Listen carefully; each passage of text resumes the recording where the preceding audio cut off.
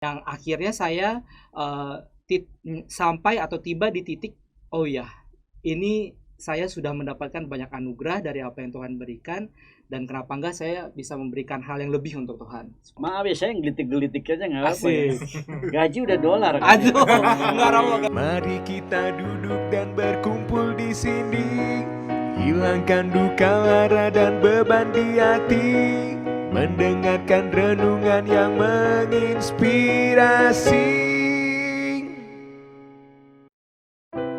Pojok Iman.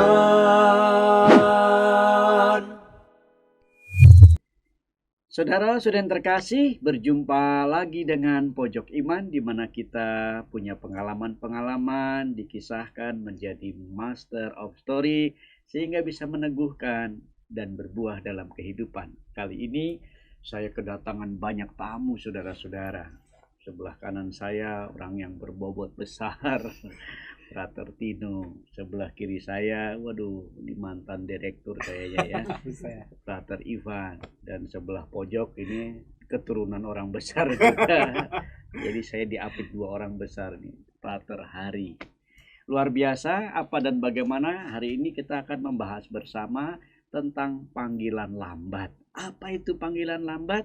Nanti kita lihat saja ya. Yang jelas seperti ini Bapak Ibu secara pengantarnya. Biasanya orang terpanggil itu dari cita-citanya kecil gitu ya. Saya cita-citanya pengen jadi presiden, cita-citanya pengen jadi tentara, itu disiapkan dari kecil. Kayak saya ya, yang kecil ini tetap kecil sampai sekarang ini. Bercanda ya. Tapi buat saya waktu itu saya juga berpikir udah dari SD, SMP baru masuk seminari. Itu disebut panggilan yang biasanya. Nah, yang mereka ini adalah luar biasa. Karena apa? Mereka semua ini sudah kerja, saudara-saudara. Sudah mapan. Sudah oke lah. Nah, apa uniknya dari mereka? Kita akan gali saja pertanyaan-pertanyaan itu. Pertama lewat perkenalan dulu ya. Teman-teman semuanya, apa kabar hari ini? Sehat Romo. Sehat Romo. Sehat Baik. walafiat ya. Sehat. Puji Tuhan ya. Puji Tetap Tuhan. segar dan semangat ya. Semangat Romo. Luar biasa. Saya akan tanya dulu sebelah kanan saya ini. Mungkin dia bisa kenalin dari nama, asal paroki, atau dulu pekerjaannya di mana. Oke. Halo semuanya, perkenalkan nama saya Stefanus Tino Dwi Prasetyo. Saya pernah bekerja di Unika Atmajaya Jakarta.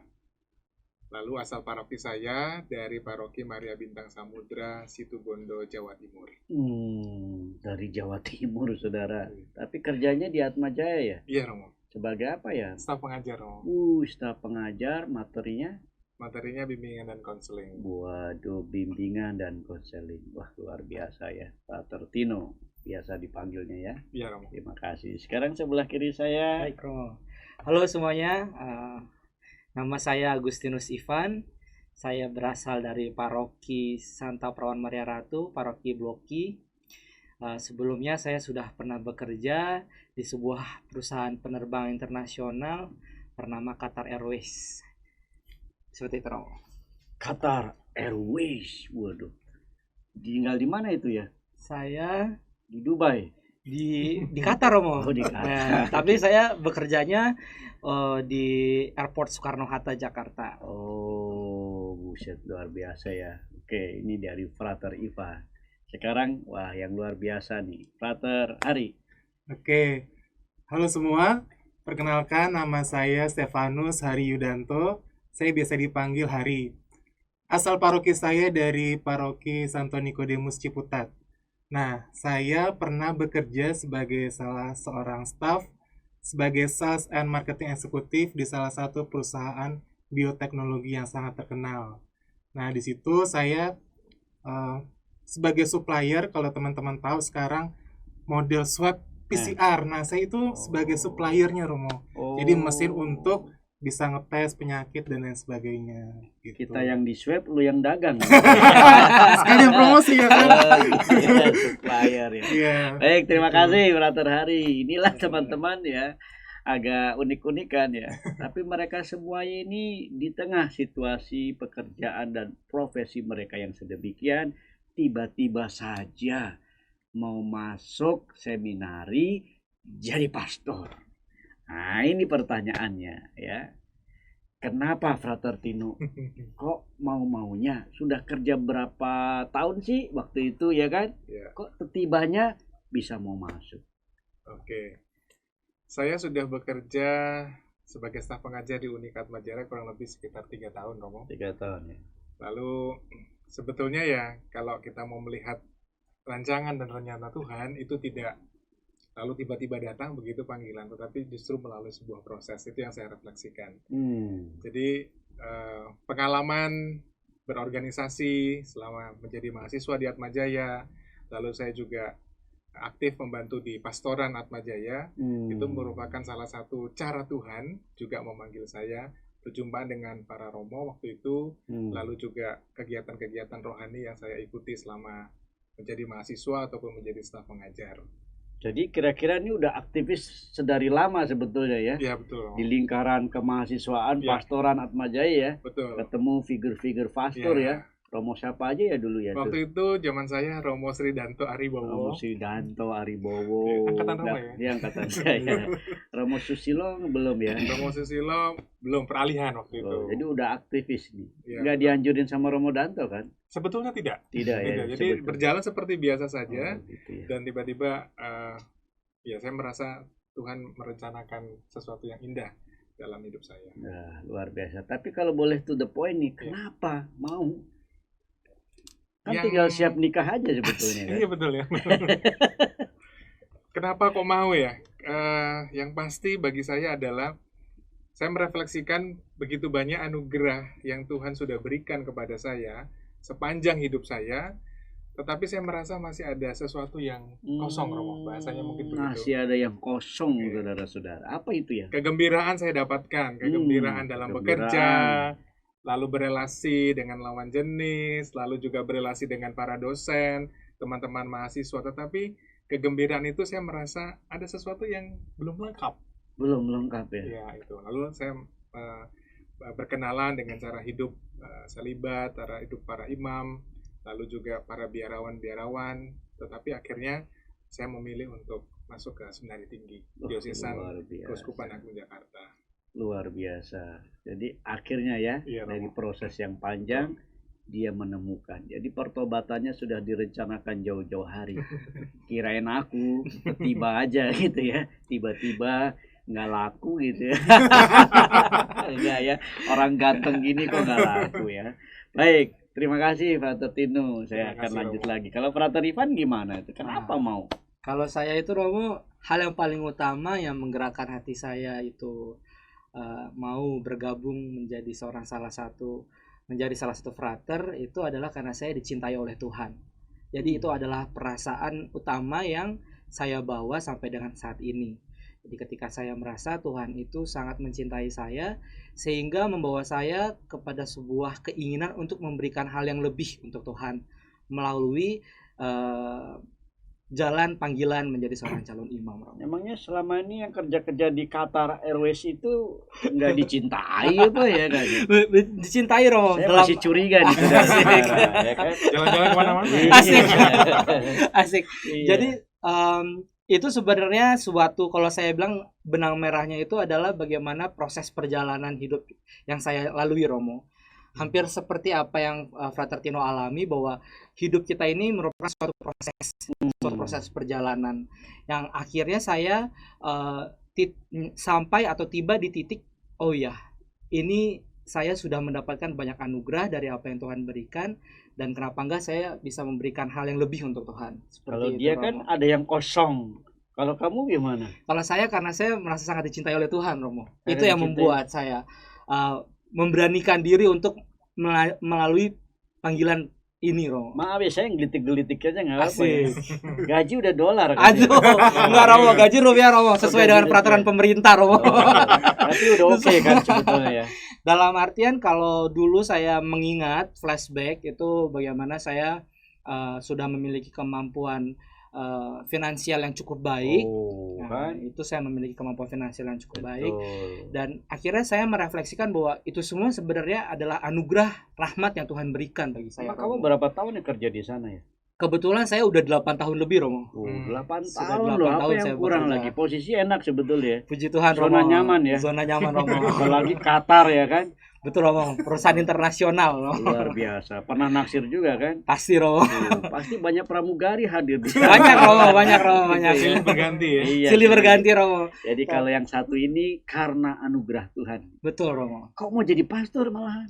Ya itu dia, Romo. Itu karena saya merasa Tuhan tuh sayang banget sama saya. Terus saya pernah bertemu sama seorang pastor juga di paroki saya, yang ternyata beliau juga panggilan terlambat seperti saya. Nah, itu menginspirasi saya, Romo. Jadi begitu saya, seperti yang saya ceritakan, bahwa kehidupan ini proses di mana saya pernah ada di posisi di mana saya terlena dalam kenikmatan dunia, dalam artian bekerja, mencari uang yang banyak. Sekantong permata. Iya, sekantong permata, sesuap nasi, Romo. Iya. Nah, sibuk dengan pekerjaan, akhirnya saya mencoba mulai aktif di gereja, Romo. Tapi pernah pacaran juga dong? Pernah, Romo. Pernah. Dan mereka kecewa semua dong? Waduh, kalau kecewa saya nggak tahu, Romo. Dalam artian saya waktu itu sibuk bekerja, terus akhirnya saya mencoba ingin mendekatkan diri sama Tuhan. Saya aktif di paroki, bertemu dengan pastor, terus teman-teman, saudara-saudara di paroki, sehingga akhirnya itu yang menumbuhkan bibit panggilan, Romo. Gitu. Jadi kita nggak pernah tahu bagaimana Tuhan membawa kita dalam perjalanan hidup kita, dan ternyata itu yang Tuhan inginkan dalam hidup saya, Romo. Luar biasa. Yang satu merasa ada yang kosong kalau nggak ikut Tuhan, yang satu anugerahnya luar biasa dari Tuhan, perlu membalasnya. Tinggal yang satu ini kita lihat ya. Kalau Hari gimana? Iya. Kalau saya itu benih panggilan awal itu ketika saya misdina, Romo. Jadi ketika waktu kecil sekitar usia 4 SD begitu, saya melihat sosok imam di paroki saya. Nah, sosok imam yang begitu baik, kemudian juga membantu mensupport keluarga saya dan juga dalam membantu pendidikan dan lain sebagainya. Jadi saya mengagumi gitu, Romo. Wah, kalau jadi pastor itu orang yang baik, orang yang begitu banyak perhatian kepada umat dan juga pelayanan-pelayanan. Jadi memang ketertarikan melihat sosok atau figur Romo yang ada di paroki saya. Sudah ada idola dari sejak SD itu berarti? Iya, betul. Kok nggak langsung masuk pas SMP? Nah, menarik, Romo. Ini soal orang tua. Orang tua saya dengan Romo Rudi sama. Kita sama-sama anak tentara. Jadi bapak saya seorang tentara, anak kolong. Jadi itu belum direstui oleh orang tua saya, karena prinsip dari didikan bapak saya terutama, kamu harus sekolah dulu. Kalau udah sekolah kemudian harus kuliah, harus kerja. Nah, jadi itu ditanamkan sehingga proses pendidikan saya kalau bisa untuk jenjang pendidikan umum, pendidikan dasar itu semuanya dipenuhi gitu, Romo. Keluarga tinggal di asrama atau di asrama? Di asrama, asrama tentara yang kalau teman-teman tahu itu seperti kayak barak-barak, dan itu saya tinggal di sana seumur hidup saya sebelum saya masuk ke seminari. Sama anak kolong. Tapi kalau saya itu masih boleh diizinin, terserah. Karena dulu kan saya juga kecil-kecil gini pengen jadi tentara, saudara. Tapi karena tingginya semua. Tapi sekarang saya jadi taruna akabri. Nah, kalau yang ini kan tingginya oke tuh. Tampangnya juga bisa kayak tentara ya. Bisa jadi panglima nih. Tadinya gitu, Romo. Saya tadinya mau masuk dan Bapak kan udah banyak kenalan. Tapi saya kurang begitu serp dengan Tapi kamu udah sampein sama Papa itu mau jadi pastor? Akhirnya iya. Itu seperti teman-teman ya, ada prosesnya. Kemudian kami ikut yang namanya retret promosi panggilan. Kemudian baru di situ kami berproses dan akhirnya sampai satu titik saya minta izin dengan orang tua saya, akhirnya diperbolehkan. Itu tentu proses yang panjang untuk meminta izin. Kalian sudah bekerja ya? Berapa tahun? Saya bekerja 3 tahun sebagai melalang buana, Romo. Sebagai seorang marketing itu yang enak adalah proses untuk kita belanja dan pergi kemana-mana. Wah, itu Oh my asik banget. Saudara belanja. Belanja dan Iya. mentraktir orang-orang, Belanja orang-orang ya. mengentertain para tamu yang kita Uang perusahaan pula ya kan? uang perusahaan, fasilitas dari Fasilitas. kantor. Oh, pantesan kamu gede besar lagi. Dan yang paling enak Romo Iya. kalau di saya gaji dan terima komisi Romo. Komisi ya. Kadang komisi lebih besar dari gaji. Jadi ya Tapi enak, bahagia itu dia. bahagia Artinya banget dibanding sebenarnya. dua ini mapan juga kah kategorinya? Sangat mapan Romo. Sangat Sangat mapan juga mapan. ya. 3 tahun sama loh sama Prasetino Iya, ya. kurang lebih Nah, sama. luar biasa saudara-saudara. Saya juga kenapa masuknya dari SD ya? Mikir ya. Jadi iri dia. Tapi inilah uniknya nah saudara-saudara. Itu yang menggetarkan membuat mereka ini sekarang pengen masuk. Nah sekarang kita tanya lagi. Ada nggak sih kesulitan ketika fraternya harus masuk seminari, berjumpa dengan teman-teman yang prosesnya dari yang biasa. Jadi kalau mau dibilang kan frater tua-tua semua nih, ketemu yang muda-muda itu ada kesulitan nggak untuk hidup bersama mulai dari frater ini? Iya. Eh, berkaitan dengan hidup bersama, tentu ini menjadi pengalaman awal saya karena sebelumnya kan belum tahu ya bagaimana kehidupan berasrama atau kehidupan di seminari. Lalu berjumpa dengan teman-teman angkatan pada waktu itu di Wisma Puruhita. Betul seperti apa yang dikatakan oleh Romo Rudi, selisih usia di antara kami itu memang berbeda, kurang lebih sekitar 7-8 tahun begitu. Tetapi yang menjadi motivasi saya sejak awal bahwa ketika saya memberanikan diri untuk masuk sebagai calon imam, kehidupan di asrama, kehidupan bersama dalam komunitas, motivasi saya adalah semangat untuk belajar. Artinya bagaimana saya mau juga belajar dari teman-teman yang dari seminari menengah, yang kurang lebih selisihnya juga usianya juga cukup panjang ya, 7-8 tahun. Tetapi di situ bagi saya salah satu kata kunci yang menarik adalah keterbukaan. Semangat belajar, keterbukaan. Ya. Itu yang bagi saya pelan-pelan dari tahun ke tahun, tahap demi tahap saya belajar untuk itu, dan tantangan pasti ada Romo. Ada ya. Perbedaan pendapat. Lalu yang kami selalu usahakan terutama dalam angkatan adalah kami, saya dan Pater Hari itu satu angkatan Romo. Iya. Itu mencoba untuk belajar dari teman-teman yang dari seminari menengah. Begitu pula juga teman-teman dari seminari menengah ada 1-2 hal yang ingin belajar dari kami yang sudah pengalaman di luar. Nah, 2 hal ini yang bagi kami adalah saling melengkapi satu dengan yang lain. Ruang kosongnya udah terisi belum? Puji Tuhan terisi. Puji Tuhan ya, Iya. udah sebentar lagi tuh saudara-saudara nih udah lulus teologi kan, itu kan. Tapi bahagia yang penting ya, bahagia. Kalau Frater Ivan gimana? Kalau saya mungkin Adaptasinya ya. ya, kalau saya itu tantangannya itu mungkin nggak terlalu beda jauh dengan Frater Tino ataupun Frater Hari, saya rasa yaitu adalah kehidupan berkomunitas. Kehidupan berkomunitas bersama itu yang tadinya kita di luar hidup biasa sendiri, atur sendiri, apa sendiri, makan sendiri, tidur juga terserah kita mau kayak gimana, ya kerja tidur gitu kan. Terus kalau kita mau jalan-jalan atau main-main bebas waktu kita punya Romo. Nah ketika masuk di dalam kehidupan seminari, kita mulai lagi mempunyai pola hidup yang baru. Pola hidup di mana hidup mulai lebih teratur, memiliki kehidupan rohani yang lebih baik lagi dari sebelumnya. Hidup doa yang harus dirawat dan dijaga, dan kita bertemu juga dengan teman-teman yang bisa saya katakan usianya itu terpaut jauh dari saya gitu. Dan untuk menyatukan satu visi, satu pemahaman, satu pandangan itu bukanlah hal yang mudah Romo gitu. Karena kan pasti setiap pribadi itu memiliki, terutama teman-teman yang mungkin masih jauh lebih muda daripada saya waktu itu, memiliki emosional yang masih harus diolah secara dewasa gitu. Jadi itu juga sebenarnya melatih saya untuk menjadikan saya lebih dewasa lagi Romo. Gitu, menjadi lebih dewasa lagi bagaimana bisa menghadapi atau bersituasi, beradaptasi dengan situasi seperti itu. Gitu ya. Ya, Romo. Wih, yang ini melatih untuk dewasa. Sekarang yang satunya gimana? Kalau Frater Hari ada kesulitan gak sih? Iya Romo, kesulitan saya biasa belanja loh soalnya. persis di situ kesulitan saya. Mungkin kata kuncinya adalah proses adaptasi Romo. Adaptasi. Adaptasi dari tadi ya seperti yang teman-teman katakan, ritme dari bekerja itu pasti berbeda dengan ketika dinamika di formasi di seminari. Dulu saya bisa bangun siang, Romo, karena praktis pekerjaan saya tidak dituntut oleh waktu dan bahkan juga ketika pulang bisa larut malam. Tapi kehidupan di seminari serba teratur, serba tertata dengan rapi. Jadi saya mengikuti ritme atau dinamika di formasi juga agak bertolak belakang dengan ketika saya dulu bekerja. Kemudian yang kedua, nah ini yang agak sulit, Romo, adaptasi belajar. Dulu saya background atau studi saya bioteknologi itu sangat saintis. Ya, saintis. Kemudian bekerja di laboratorium dengan hal-hal yang sangat detail, mikroskop, penelitian dan lain sebagainya. Tetapi ketika studi di filsafat teologi, semua abstrak.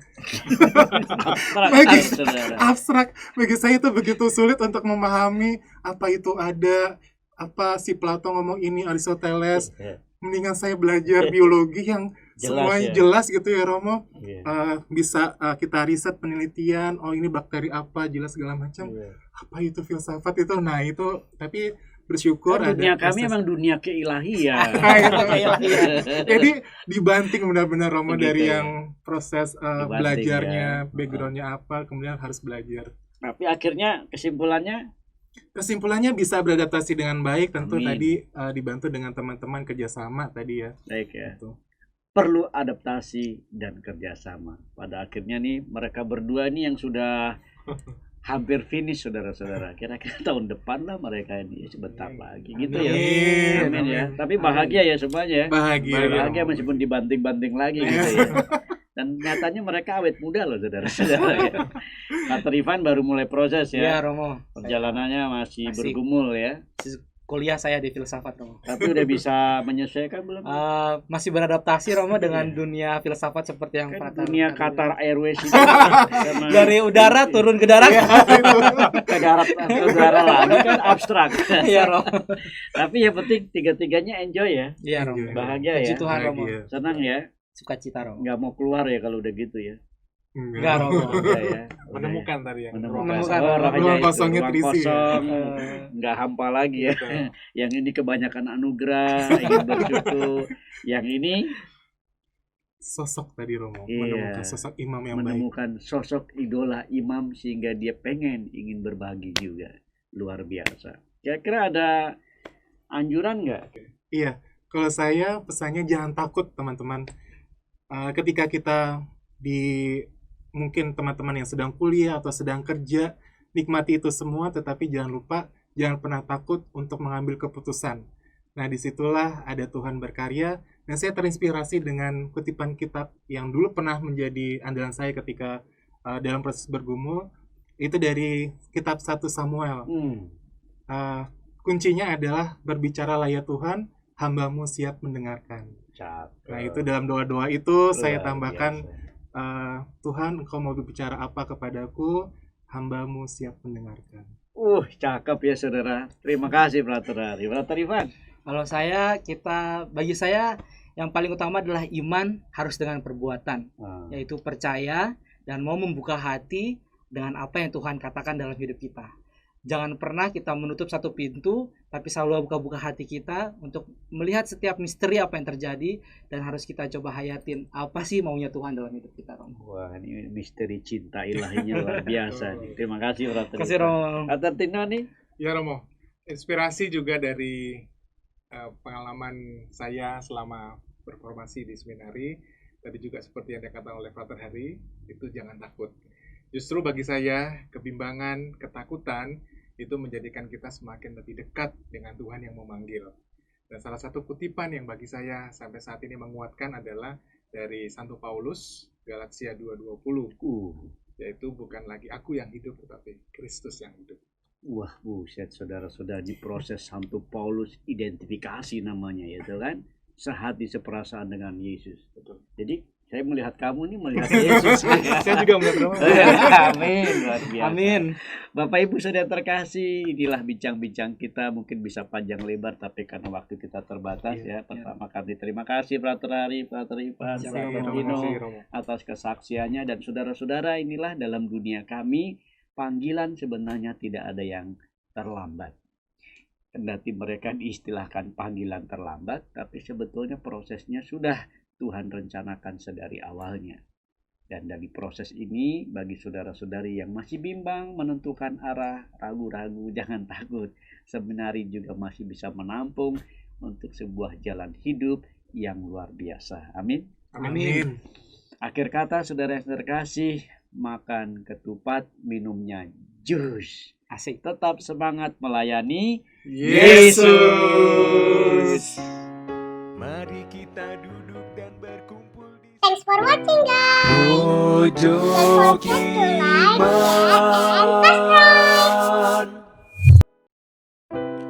Pojok iman.